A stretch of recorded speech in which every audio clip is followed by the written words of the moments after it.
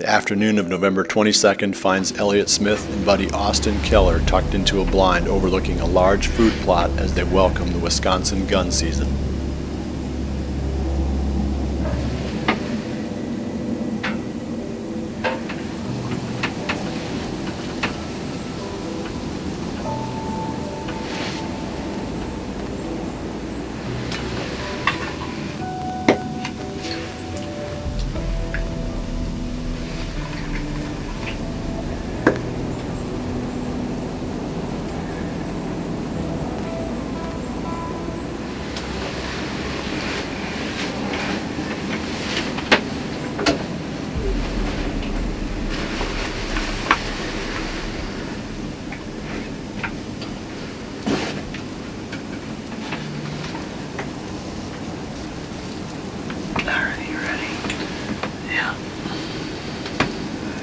It's 1:45, Austin, just so you know.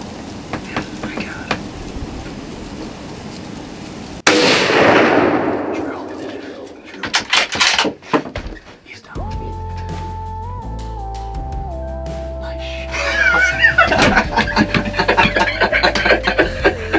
Congratulations, dude. Drill. Oh. Yeah!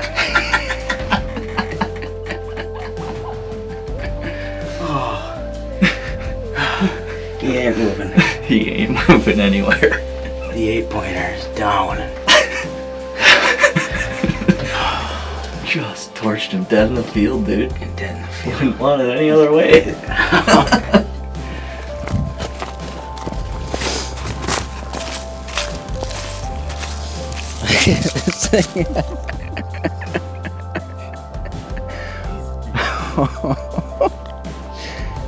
Well, guys, that pretty much concludes the story of the white-racked 8. He's been around for as long as I can remember, just as long as R2 has. I've got some pretty cool footage of both of them out in the foundation field here 2 years ago, back in 2019. And man, he's just a tank of a deer. And Austin made a perfect shot on him. He was a perfect 8-pointer last year, and this year he just put a little crab claw on for a G3. We chose to come here, got a picture of him here to the north this morning at about 5, and just had a feeling he was going to come out, and he sure did. So that's the story of the white-racked 8-pointer, and thanks for watching Midwest Whitetail. The following morning, Jared Mills is back on stand, looking for Diablo. Like a cat with 9 lives, the buck has escaped death several times this season.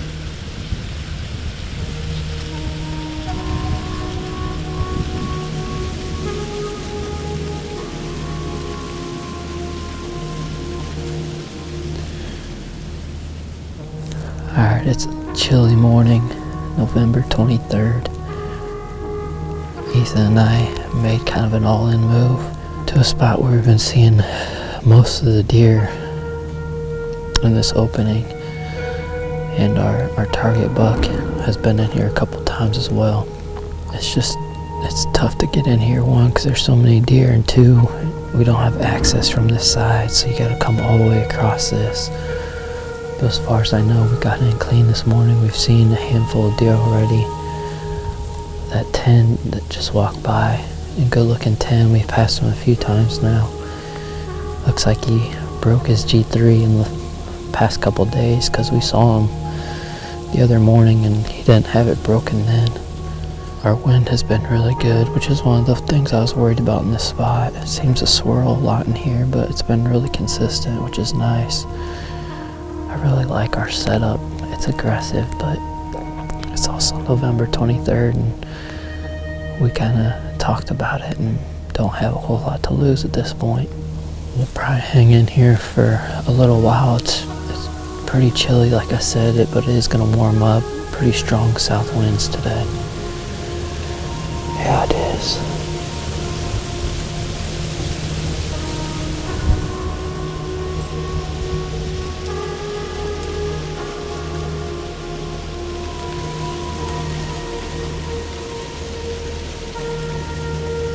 These bugs are getting with it.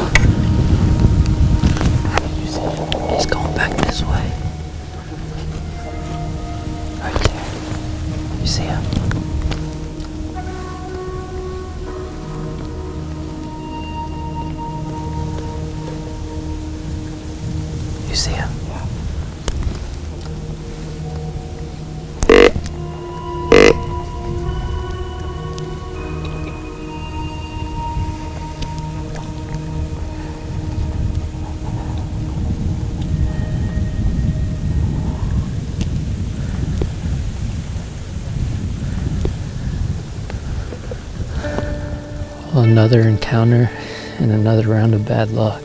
I knew this wasn't a bulletproof spot for calling, but the conditions seemed so good, and what really convinced me to do a rattling sequence was having multiple young bucks upwind of us.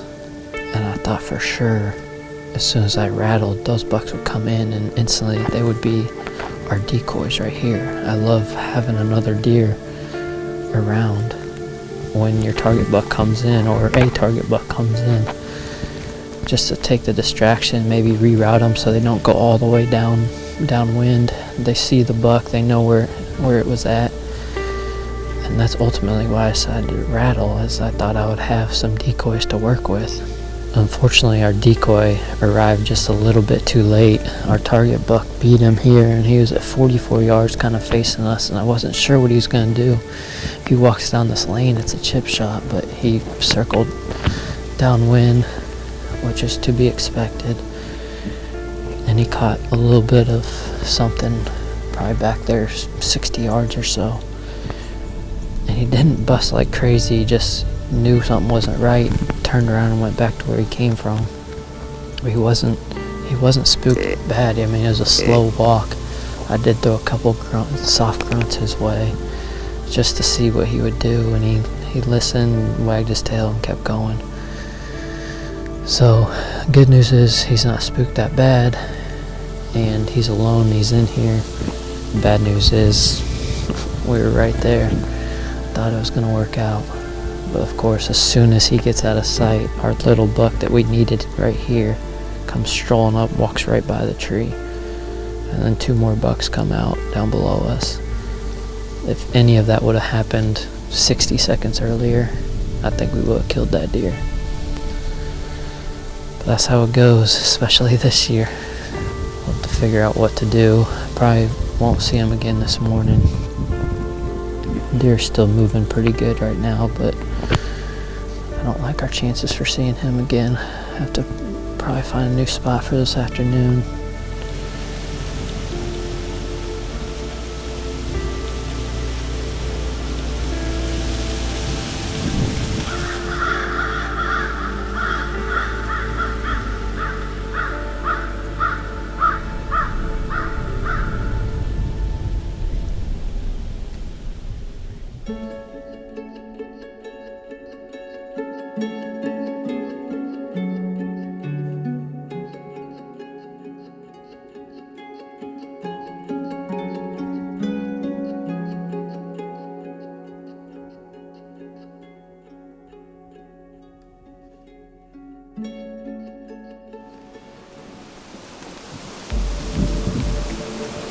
On the way to his afternoon stand, Jared crosses paths with a young buck suffering from an injury that is almost certainly the result of the rigors of the rut. I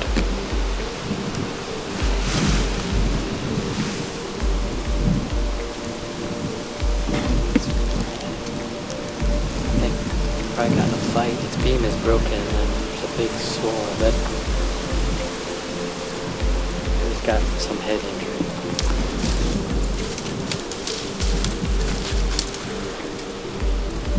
Alright, well, it's been an eventful afternoon here. We went and did a few things midday, and then had what I thought was a good game plan for the afternoon. Went to go do a hanging hunt in a spot I thought the wind would cooperate. Carried sticks, stands, everything in, hung 4 sticks, hung both stands, got up there, was testing the wind. It was swirling all over. Led one of those spots that I can't figure out why it's swirling, but it was. So we tore everything down, came all the way back to the other side, and hopped in this redneck for the evening hunt. But on the way in, we took a little bit different route. Ended up coming up on this 1.5-year-old buck that was not in good shape at all, and you hate to see that. I'm not sure if it was a head injury or what. He had his beam was broken. It looked to maybe be swollen there on top of his head. And so I wanted to obviously put him down. You hate seeing him suffer like that. He didn't know where he was at. He let us walk right up to him. But I figured it'd be best to get a hold of the DNR, so I contacted them. and they're gonna come take care of it. They want a sample just to try to figure out what's wrong with it in case it's something else. I don't have a whole lot of confidence in seeing our target buck, just based on everything that's transpired. We've spooked some deer already. It's actually after 4 o'clock now, so we don't have too much longer, but hopefully we'll finish it strong.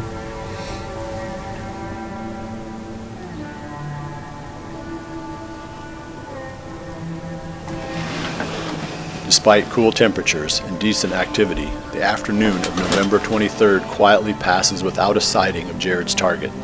The following morning, 500 miles to the southeast, Forrest Binkley is preparing to make his way into a Tennessee bedding area, looking to even the score with his muzzleloader. Alright, well, it's November the 24th, and I'm running a little late this morning, so I'm just gonna go ahead and do the interview here in the truck and jump out and get dressed and get out there, because it's already breaking daylight. And I'm hunting the edge of a bedding area, and it's only the second time I've been in there all year, and it's actually a great spot to bow hunt, because I'd say the furthest shot's going to be 40-45 yards, but unfortunately I hadn't had a chance to get in there and cut any limbs, so I don't have any good shooting lanes, so I'm just going to bring the muzzleloader and see what happens. So maybe we'll have some luck. I know there's some good deer in the area, and this is a good spot to be, so I'm going to get off here and get dressed and get out there.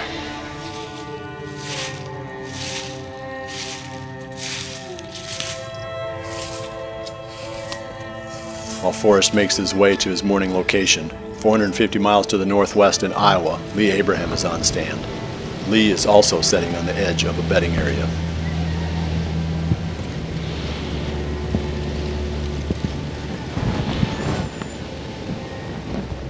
Good morning, guys. It's a windy day here, November the 24th, the day before Thanksgiving. Happy early Thanksgiving. Caleb and I moved to the timber this morning. We're going after a big mature 8-point. This deer's been seen here on camera this morning. He's been here multiple times throughout the last few days in daylight. He may be with the doe. Hopefully he's not with the doe. He's kind of cruising around. We tried to call, but the winds are probably at 13 to 14 mile an hour gusts, so I'm not sure how far they penetrate through these woods right now. But it's my last morning until late season. I think I may get back, but I don't think I'll be back until late season, so I may just keep that tag till then, and by then, Lord willing, that corn will be gone with the combine, with the farmer, and it should really change the dynamics of this farm. I still have a lot of food left on this farm for late season. If it comes out and we get some cold temperatures, then it could really well. I got family coming in. My wife has a tag, and then my in-laws, so we have several management bucks on this property to kind of go through and try to make room for those smaller, younger, better genetic bucks. That's kind of the goal this year. Being kind of a rebuilding year after I killed GQ last year, so I'm going to give it a few hours here before I got to head out for Thanksgiving, so thanks for sticking with us.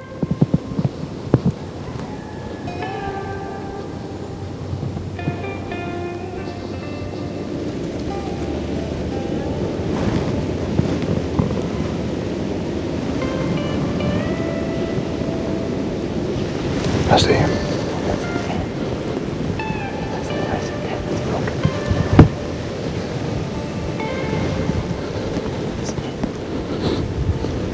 Yeah.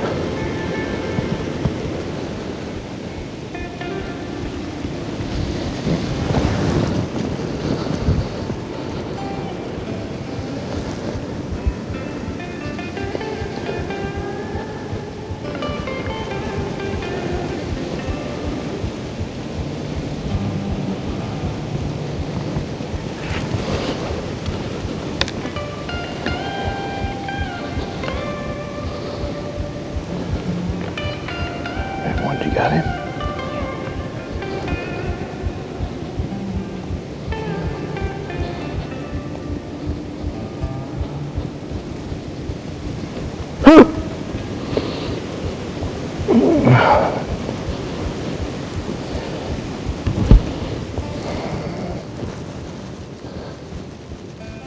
Just about to shoot.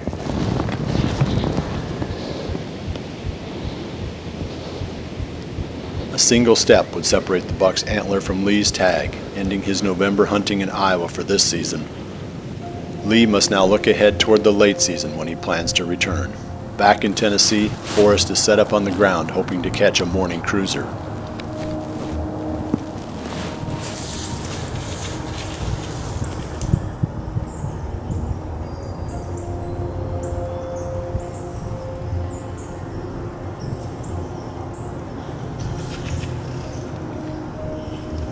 Meh.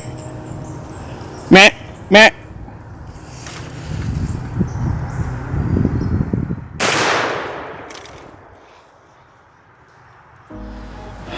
Finally, the dry streak might be over with. I just shot a deer, and I have no idea what buck it is. That was intense. I just got in here. I was running 10-15 minutes late, and I'm sitting down, I'm getting all my stuff ready, getting my tripod up, and I start sliding the camera on the base, and here comes a doe.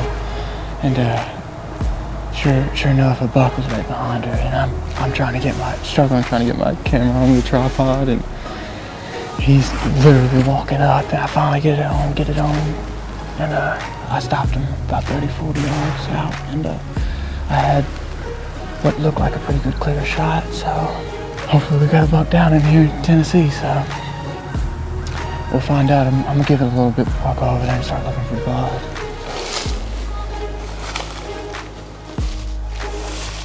There he is right here. He probably didn't run, what is that?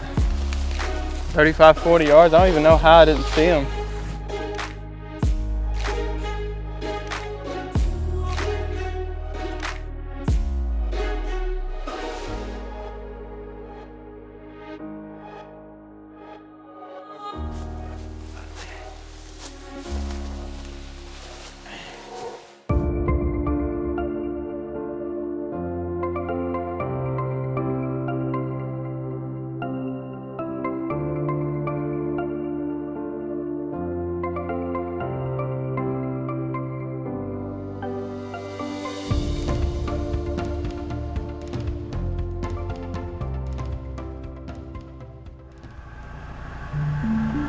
After countless excruciating encounters this season, Jared and Max decide to team up for their afternoon hunt.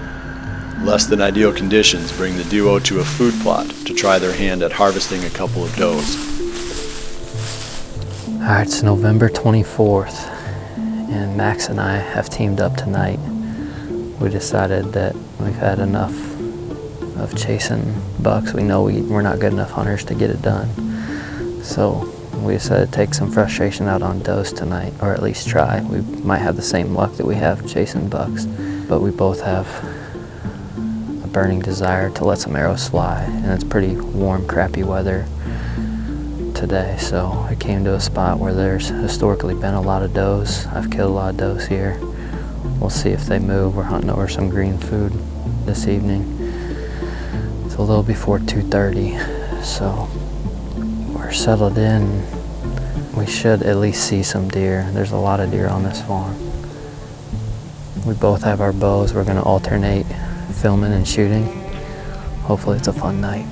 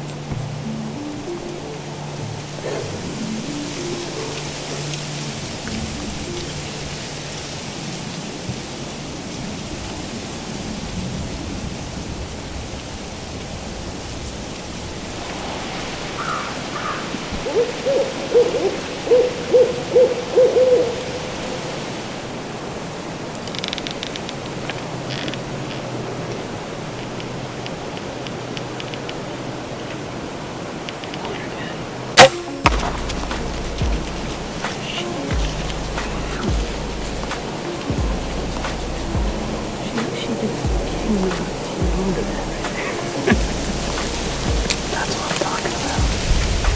That's what. That was sweet. Gosh, you aren't kidding about the frustration. That feels so good.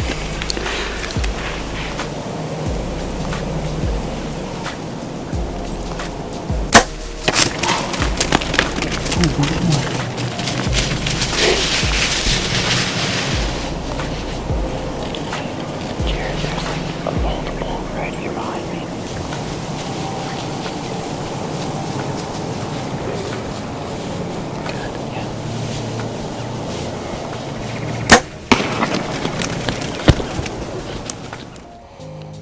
After what most hunters would consider a successful grocery run, Jared turns his sights back in the direction of his top target, Diablo. Jared decides to head back to the redneck blind on the secluded food plot.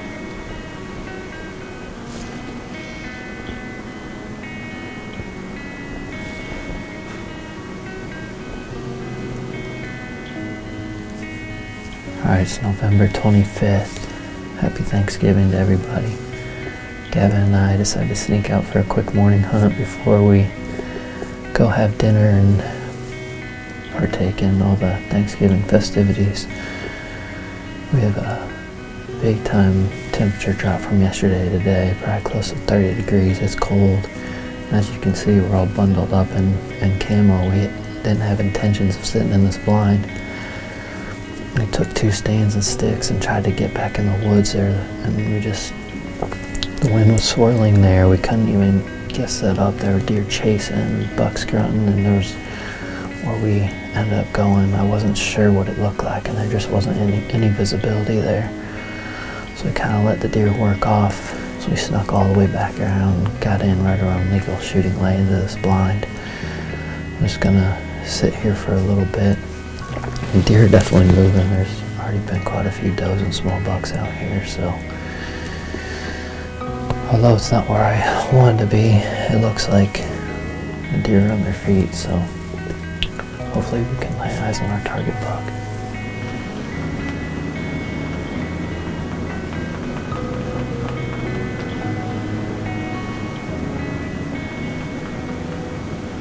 Right across the chute. Yeah, that's Diablo.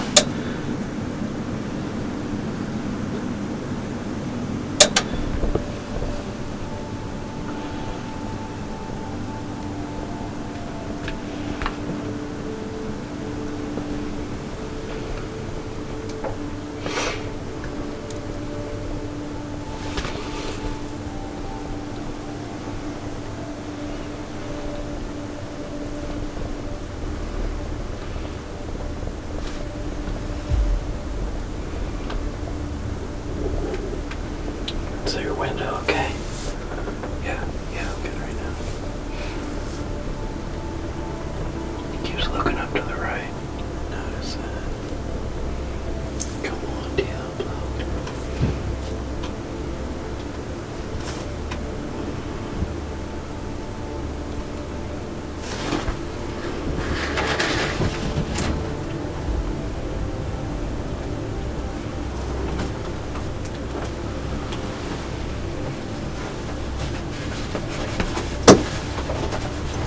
There's gotta be another buck up there or something.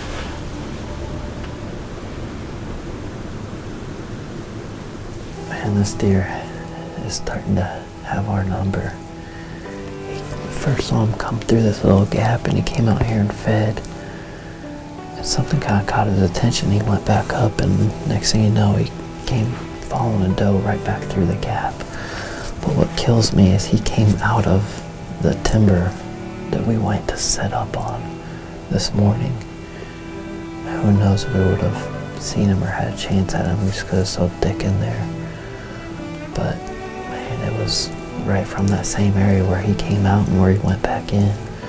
I don't think he ever got within 100, 120 yards when he was out here. He just fed for a little bit. Of course, we're surrounded by does and little bucks right here. He paid no attention. You can't make it that easy on us. Can't just come down and do what all the other deer are doing. Man, I don't know how to kill this deer. That's just, I always somehow end up on these really challenging spots to hunt. You just can't really get back in the woods without giving up all your visibility and the swirling winds. We'll probably sit for just a little bit longer, then we gotta get out and go join family, so we'll see if he pops back out.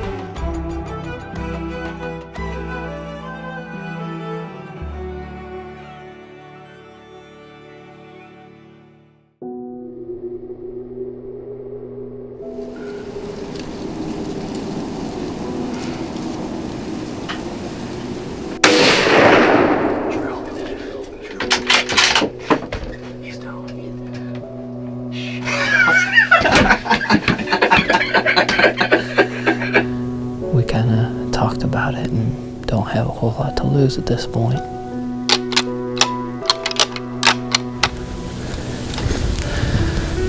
Don't go back there, dude. If any of that would have happened 60 seconds earlier, I think we would have killed that deer. Man, I don't know how to kill this deer.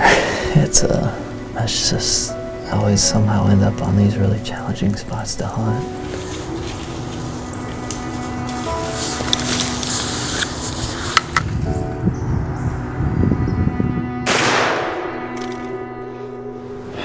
Finally, the dry streak might be over with. Less than a week separates us from ending the journey through our favorite month. Time has flown by as if the world's remote is stuck on fast forward. What started off as harmless fun has evolved into a mad dash to soak up every last second before it's gone. Bucks are still on the move, but the number of eligible does shrinks every second. The deer are growing weary. For them, this month is more like a 30-day sprint than a marathon. The rut is winding down, and each passing day brings us closer to what we fear. The day when we are no longer chasing November.